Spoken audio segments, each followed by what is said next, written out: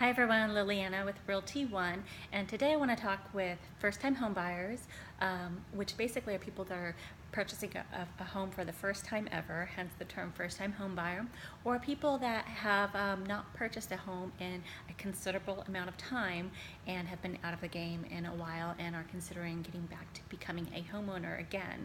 So in those cases, I sit down with folks and, we'll get them connected with a lender and pre-approve, that sort of thing, to find out just how much house they can purchase. And sometimes in those cases, the numbers aren't exactly what they had hoped for. And sometimes they had their heart set on a particular neighborhood and they find out that they're just that much away from being able to afford that neighborhood. And in those cases, I suggest to people to, if there is an option to co-sign with a family member, that's a great idea. Now, oftentimes the response that I get to that is more of a bruised ego, so to speak, and that shouldn't be the case. It really shouldn't. In areas, home prices have come up considerably since the last recession that we had. That is true. And in areas like, say, for Los Angeles, for example, 28% of the loans down there for first-time home buyers have a family member co-signing. Now, these are non-spouse family members, so basically that's like a mom or a dad or, favorite aunt, whomever that family member may be, right?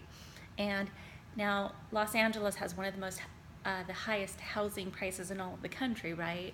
But that's nearly a third of the first-time homebuyers, that 1 out of every 3 is having a family member co-sign with them. Now in cities like, say, Miami, it's 40%. That's almost 1 out of every 2, right? Now Miami's extremely expensive, right? Areas like Seattle, 37.4%. San Diego, 29%. That's almost 1 out of every 3. So the reason I'm sharing that with you, where am I getting these numbers? I'm getting them straight out of California Real Estate Magazine, and this edition came out this August of 2017. So these are new numbers. This isn't what people were doing, say right after the last recession. This isn't what they were doing in the 1980s or 70s or 60s or whatnot. This is right now. These are today's numbers. So don't feel that that's something that you shouldn't have to do. Now I get it, you want to be a self-made person, not ride anyone's coattails, do it all on your own, and that's awesome. But don't let your ego get in the way of becoming a first-time homeowner, because it's a wonderful thing, a sense of pride and ownership, not just the tax incentives, but just knowing that you are personally paying down the debt on that home, that at some point it will be 100% yours and paid off. That's a pretty awesome feeling, knowing that. It's a very empowering feeling. So don't let that little ego that's whispering in your ear saying, no, you have to do it on your own. If all that's coming between, you and purchasing that home is just that. Now, I'm not talking about spreading yourself too thin to become, house rich and cash poor. That's a different scenario. That's not what we're talking about here today, because when you do go to a lender to get pre-approved, sometimes the way that they do the numbers, you might think, well, gosh, Lily, I have more than enough money to spend on a monthly payment for this. Why won't they let me have the loan for it?